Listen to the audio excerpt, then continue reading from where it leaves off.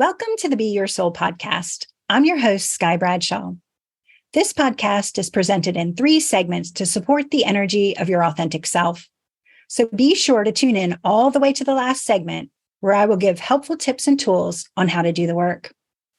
Today's topic is giving oneself grace, and our guest will be Phoenix Doukas of Healing Arts.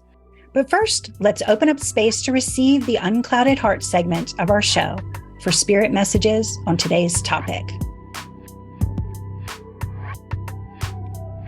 Allow yourself to shift into a relaxed position, tuning in to the energy of your center self. And as you breathe in through your nose and out through your mouth, and in through your nose and out through your mouth, you allow your body to relax, relax. Relax, relax. Shifting into relaxation, we open up our energies to the ancestors, loved ones, and friends to come together today to heal and guide us and lift us to the highest version of ourselves in the light of the universe. So we may hear what we need to hear, know what we need to know, connect how we need to connect, and be what we need to be for our highest and best good, and the highest and best good of all involved.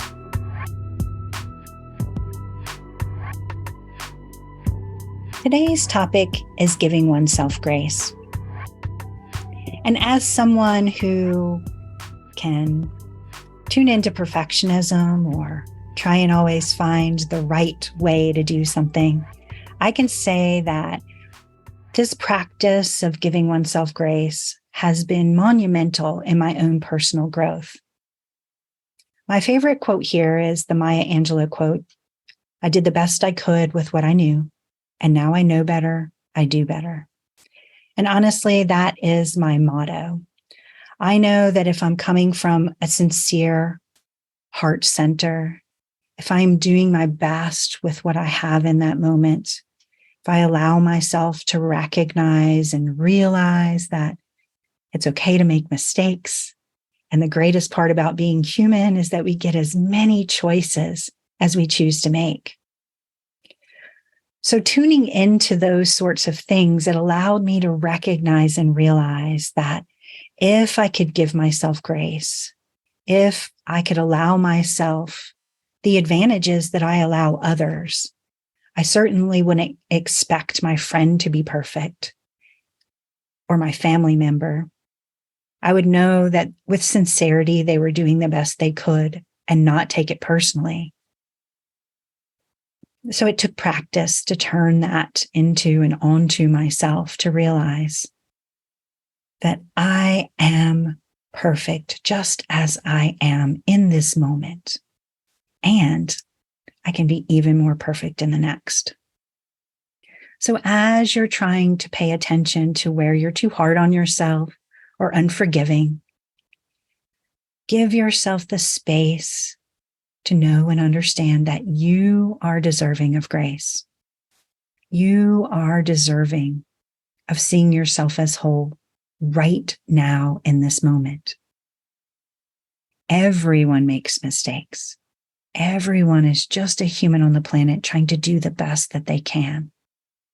And if we can tune into grace for ourselves, then it allows us to look out into the world in more empathetic and compassionate ways. It tunes that critic down and turns up the soul self. And that allows us to be whole. Because imagine if instead of having traversed through self-judgment and doubt and shame, that you just lifted yourself up in grace, how much more energy you would have to be the big, beautiful soul that you are. You deserve that. So next time you find that harsh critic voice, tuning in and trying to take charge of the conversation, you can thank it for having a purpose at one point in your life and say, instead of you, critic, being my narrative, I'm going to allow grace to lead the way into change. Production of the Be Your Soul podcast is made possible in part by Island of Salvation Botanica. A visit to the Island of Salvation Botanica will enlighten you in the rich blend of culture and spiritual traditions that is New Orleans. The shop carries Vodou religious supplies, medicinal herbs, works of art, and more. It's considered to be one of the most authentic Vodou shops in New Orleans by locals and visitors alike. Located in a project co-developed by Sally Ann Glassman, the New Orleans Healing Center on St. Claude Avenue is only steps away from the French Quarter. Stay tuned to learn about giving oneself grace with Phoenix Doukas. Welcome to the Skylights section of the Be Your Soul podcast. Today we have guest Phoenix Doukas. He is a certified holistic health coach and licensed massage therapist, using his background in Qigong, energy work, and meditation to provide healing and transformation in the lives of his clients. He began his formal study in holistic herbalism last year and is very excited about the path that lies ahead. Welcome, Phoenix. Thank you so much for being here. I am really grateful to have you as a guest. Today, we're going to talk about grace. Thank you for having me. It's a pleasure. Absolutely. So when you think about the saying, give yourself grace, what does that mean to you? Normally, to me, it means a big challenge. I have a hard time giving myself grace, much harder time giving myself grace compared to other people. And so it normally for me means slow down, sit down, breathe, and remind myself who I am. Oh, I love that. One of the things when it comes to me giving myself grace that I use, the tool I tap into, is I call it my 6 impossible things theory. So I don't know if you remember at the beginning of Alice in Wonderland where, they say like sometimes before breakfast, I think of 6 impossible things. And I use that in a way to kind of tune into like thinking about 5 years ago, I would have never imagined I was doing a podcast, right? Or 10 years ago, I would have never thought I could have done A, B, and C. And so by thinking of like that, with that, and that sort of impossible thought process that I had so long ago, and then I realized like embracing the grace of realizing, as Maya Angelou would say, I did the best I could with what I knew, and now I know better, I do better. Like really realizing that, if we hold that grace in our heart for ourselves, like the impossible becomes possible, and we just keep going every day. 6 impossible things I can think of when I'm in a place of struggle where I'm not giving myself grace, and being able to tune into what that might look like in the future. Yeah, I love that. I think having a close-knit community of friends, family, however that shows up for you, one of the best ways for me to find grace with myself is to remind me of how other people see me, the people that love me and know me, how they see me. And that's a real quick way to calm down any of the chatter in the mind that is, I'll just say negative for lack of a better word, something that's keeping me from grace. And I also journal a lot, and I do okay, well, what did yesterday look like? And I'll just jot down the things that I did or thought about. And then if I need to go the day before, the week before, it doesn't take long for me to realize well, no wonder. Either, I've had a lot going on, or I accomplished a lot. I was experiencing a lot, whatever it was. But for me, being able to journal and to visually be able to see these things with my eyes, then I can step back and say, oh, stop being so hard on yourself. Right. Look at all this wonderful, wonderful stuff. And normally in that moment, that's when that grace, it's not an aha moment. It's more of a settling. Mm-hmm. It's the grace just settles upon me, and I can just receive it and just sit in that moment. And all the other stuff seems to not be so important anymore. Right. And it's part of our human tendency.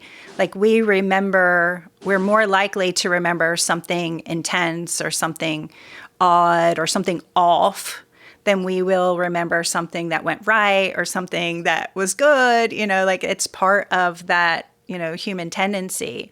And so if we can stop when we are judging instead of having grace and say, well, hold on, I bet I name 5 things or 6 things, 6 impossible things that went right today, instead of only focusing on this one, challenge that I'm having a hard time giving myself some grace on. And then it's much easier to realize, like, the good we do, if we do good with purpose, the good we do way outweighs those missteps or those mishaps or something we did unskillfully. So that's a great practice. So how do you keep judgment, shame, and the critic out of your process? Like, what does it look like for you to kind of combat that, other than the things we've talked about? Well, I'm really big on prayer or meditation or meditation. Most of the time it's and. That's how I connect to spirit. And so normally for me, it's about closing my eyes and breathing and connecting to Mother Earth, to Father Sky, or the universe, whatever I'm feeling in the moment. But when I can do that and I can use my physical faculties in order to transcend some of those things that are bothering me, that's when it really seems to work, and it works quickly. Absolutely. And, when we think about judgment and shame, those are what I consider double negative energies. There, we have the original feeling, like whatever the original feeling, I did that unskillfully or I didn't like that. But then that judgment and shame tries to come in and like cap it and hold it in our system and say, like, no, I'm gonna petrify this feeling inside of you so you will remember it always. And I think about that, whenever I can feel myself like, having those little feelings of like, shame or judgment instead of grace, and say, like, hold on, like, let me look at the true feeling, like where's the original space, and how do I lift that up to spirit? Like, how do I bring that up through my chakras and through my energy field and through my body in order to, like, if it's in those lower regions, bring it up to the heart so I can have that compassion, empathy, love, and understanding. Bring it up to my voice so I can feel heard and seen. Like, bring it up to my crown so spirit can take it from me. And that allows that kind of peeling away of the false layers of shame and judgment that are, actually not the feeling. The feeling is underneath that. And so how do we bring that forward? I think that's beautiful as well. Yeah. My background in healing arts, especially the massage therapy part of it, one thing I found that is very, very effective is when I'm in that space of shame, of guilt, whatever it is, I will sense where is it happening in my physical body, for example. Like, am I feeling the shame in my left arm, in my foot, in my belly? Where is it showing up for me? And it's a way to really be present with it, to avoid bypassing it, so I can really feel what's really happening, what's at the root. And normally that guilt and that shame factor, once I figure out, okay, this is where I'm feeling it in my body, what's the history there? What else do I know is going on here? And then that helps me to peel back layer after layer to get back to that core, that seed thought that is really what's problematic in that moment. Absolutely. Yeah. And that brings the trilogy bodies in, because then we think of, mind, body, and energy all together working towards the common goal of releasing that which is not helpful. And so, whenever we bring all three into one space, then we know we get that whole body healing, versus we're working on one and then coming around later and working on the other and working, we can embrace them all as they are, as one being, yeah. One me, spirit and human in one vessel. So was there ever a time that you struggled to give yourself grace, and how did you overcome it? Hmm. I would say that I often struggle with grace, and I wasn't aware of that for a long time. So being aware of that, just that pattern, that Mm-hmm. opportunity for learning, it took people that I love, that love me, pointing it out to me, to be honest, because I was just kind of carrying on with it, carrying that bag of guilt or shame, whatever it was, Mm. until someone just asked me, "Hey," and that gave me the invitation to look at that. And I'm a believer in integration, Mm. and so I think for me, it takes really being present with whatever that is, to give it an opportunity to talk to me, to let me know what it's trying to tell me. That aspect of my psyche has a story, it has a lesson to tell me. And until I listen to it and say, okay, you know what, I'm really going to feel this guilt or this shame for a minute and see what it's really about. Mm-hmm. Does that Yeah. answer your question? Absolutely. Yeah, Yeah. I'm also a believer in that integration because we know that the what we can get attached to is that the guilt or the shame is the story, like the only story, instead of realizing like it's actually the messenger of the story. Like it's bringing forward the message of what I need to learn, what I need to know, what I need to hear about myself right now. And so when that comes up, instead of like letting it be the narrator of all the things, we can just say like, hold on, like, let me take the message and move forward into like, how do I want to connect with this? Because thoughts and feelings happen. I mean, you can't stop them. But what we do have power within ourselves is like what we do with them, like where they go past that. And, we can think of ourselves at this crossroad. Am I going to take, the road to grace, or am I going to take the road to more judgment? And like, how do I take that message and what do I do with it? Like, what path am I going to walk when I have something I don't like, when I don't feel completely aligned, instead of making that my story or making that, my truth with a capital T? I can say, right now I can accept I might not be happy with whatever this is, but I have the power to be able to shift it into a more positive or more aligned with me position. Yeah. There is it's become so much a part of my practice now that I kind of forget about it, but I love nature. Like the elements of nature are very much a way that I think that I'm in my human meat suit in this particular lifetime. Yeah. And so each of the elements has its thing. And this shows up in all kinds of spiritual traditions. It shows up in Ayurvedic medicine, traditional Chinese medicine, holistic Western herbalism. It just shows up, and it's identifying, let's say, that guilt or that shame, and seeing if I can identify an element. Is this a watery kind of shame? Yeah. Is it a fiery, or is it earthy or airy? And with having an understanding that, let's say it's a thought. It's a thought that's running around in my head like a broken record. So I would say, okay, well, that's kind of air. That's the mental plane. I want to help ground that with some earth. And so maybe instead of journaling in that case, I'll go outside and just literally put my hands in the dirt. I love that. I'll prune some herbs. I'll do something to bring that earth energy, and that can help that excess in the mind to, bring itself and dissipate a little bit, so that it brings itself down into the earth plane. And then sometimes that allows me to actually process and deal with the thoughts a little bit better and in more of a grounded fashion. Yeah. And allows them Yeah. to transmute. It takes them from that like compulsive or repetitive recycling of energy into a fluid movement of energy in that way. I love that. That is Yeah. amazing. Thank you. Thanks. So every episode I ask 3 questions.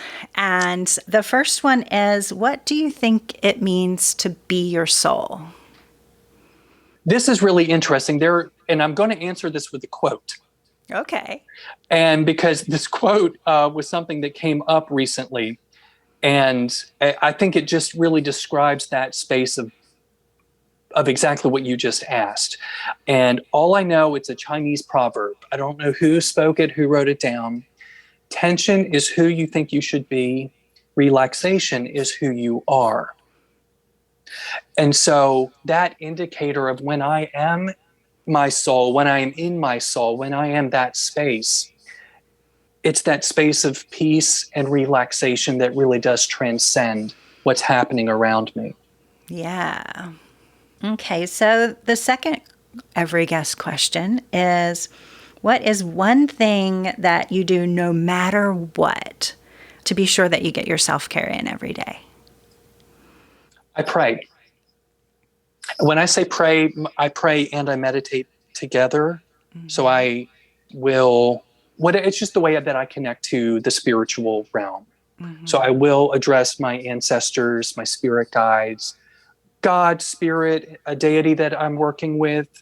And then I allow myself to meditate, to breathe, and to listen, to receive. Mm-hmm. And that time of just being present with myself and with all my spiritual court. Yeah. That's how I line up. Absolutely. I always think of praying as speaking and meditation as listening, and that clear communication when both are present. You know, we have that open, honest, clear communication of giving and receiving. Since 23 is all about that proactive balance, making sure that we hold both sides in our energetic fields, like that praying and receiving, you know, the praying and meditating. You can't lose with that one. That's for sure.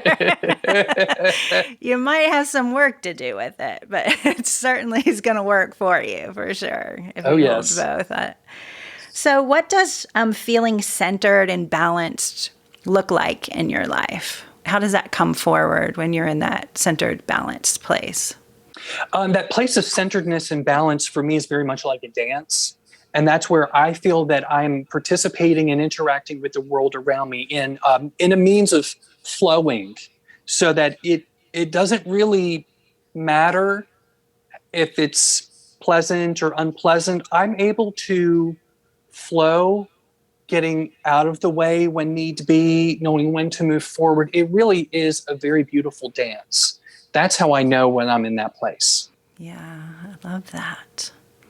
I think almost every guest that we've interviewed so far says it's a place that you visit, you move through in whatever way. Like sometimes you hit that certain sweet spot, and sometimes you ride the wave for a while, and then sometimes you get thrown off, and so I think when we have that, like the self-care practice that you were talking about, or we have these other things when we're trying to quote unquote do the work, so to say, I think that we definitely can hit those spots a little sweeter and a little easier. But sometimes it's a buck and bronco, and other times it's a $5 pony ride. So that's for sure.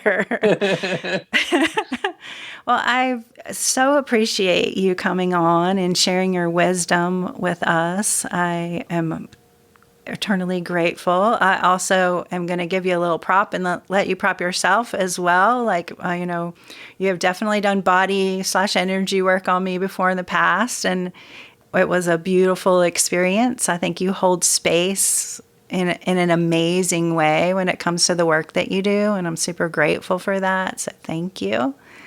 Do you have anything upcoming that you want to talk about, or you want to tell people how to get in touch with you so they can try some of that amazing body work for themselves? Thank you. I appreciate that.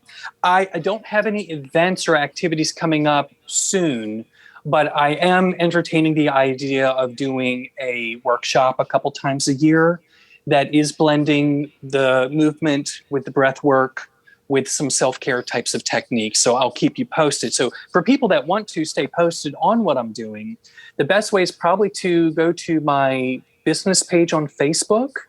It's ATEN, Phoenix, spelled like the bird, Doukas, Doukas, Healing Arts. And anytime I'm doing something outside of the usual, just, come see me in my office, it'll be on there. And I do some little videos on there on occasion as well. Yeah, I love those. During the lockdown, your videos were amazing for people. Thank So you. I know that Thanks. people were very grateful for that. Yeah, it really pushed me out of my comfort zone in a beautiful, wonderful way. And I'm so glad that I listened. And the amount of receptivity, I was kind of amazed. Yeah. Yeah. Yeah. Well, thank you so much for being here. Thank you. And I hope that everyone is well and in good spirits, and that they feel whole and that they are blessed.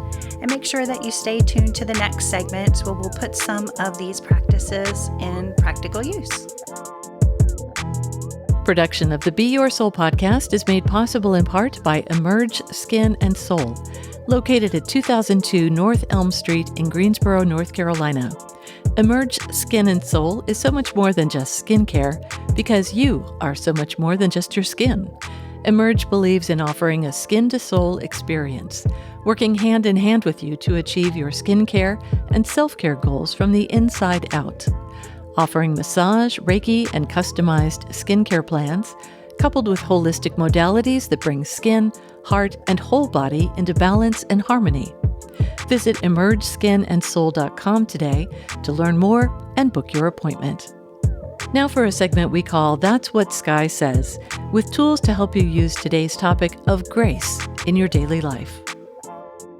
In this segment, I offer tools and guidance I have found helpful in my own practice, and maybe you will too. Today, we are going to work on an exercise from my Understanding Energy in Action course. This exercise can help you tune in to your goodness and allow you to view the positive impact you have in the world. By viewing ourselves in an authentic, actual light, then we can reinforce the energies of our positive self instead of highlighting only our missteps or our mistakes. Then, if we do have a misstep or mistake, we're more likely to give ourselves grace because we have a savings account of positive energy in our system. This compassionate and empathetic view of who we are at our authentic core allows us to see our shadow and our light and honor both with grace. I call this exercise the self-esteem calendar. I suggest that you print off a blank calendar with large spaces to be able to write your entries. If you choose to use your journal, please be sure to make dedicated space for the next month to log these exercises into your schedule. Looking ahead, tune in to the next month to create a to-do list with one joyful, happy, soul-filling experience for each day. These can be fun and frivolous ideas, things that open your heart space, advocacy or community connections, and actions that make you feel really good in your soul self. These don't have to be huge, monumental movements. It's key to look at the small things in life that bring you joy, and even better to see that the small things in life have some of the greatest impacts. Our sense of grace for ourselves comes from our sense of deservingness and our sense of soul self. When we acknowledge that we are just as equally capable of a joyous experience as we are a judgment experience, then we can rebalance the scales into a sense of grace. By planning these things out on our calendar ahead of time, the energy aligns to realize the good connections you are making great effort to create. That retrains the thought process to align with the fact that you're more likely to be doing good than you are to be making mistakes or missteps. Some examples of things you can do are take a walk in the woods and smell the flowers. Research a news article that you don't have much information about and bring benefit from learning from it. Put your bare feet on the cool grass. Savor a favorite treat by taking it in taste, energy, and texture. Sign a petition. Listen deeply to a child. Share a helpful story with a friend. Lay in the sun for 20 minutes. Do your favorite creative act just to create. And whatever else speaks to your heart. Now make a commitment to check off your Enjoy Life to-do list calendar every day and do your scheduled one thing to bring joy to your heart. It will help you give yourself a break, otherwise known as grace. Remember, Patreon members not only get early access listening, but a PDF worksheet of each episode's exercise for as little as $9 a month. So check it out on patreon.com/beyoursoulsky. And there's always links to the Patreon on our website. This exercise is just one of many in my Understanding Energy in Action course, which you can find in the virtual classroom on our website, www.beyoursoul.org. There you can find energy courses and workshops to help support your journey into your authentic self. Thanks for joining us for this episode of the Be Your Soul podcast. We hope you'll like, follow, and share your thoughts on your podcast platform and spread the word about our new podcast with your family and friends. This podcast is published on the second and fourth Fridays of each month, but you can stay connected with Sky in between episodes. Visit Be Your Soul Sky if you're on Facebook. It's Be Your Soul Podcast on Instagram. And there's more information at our website, beyoursoul.org. This podcast is produced at Muddy Creek Studios.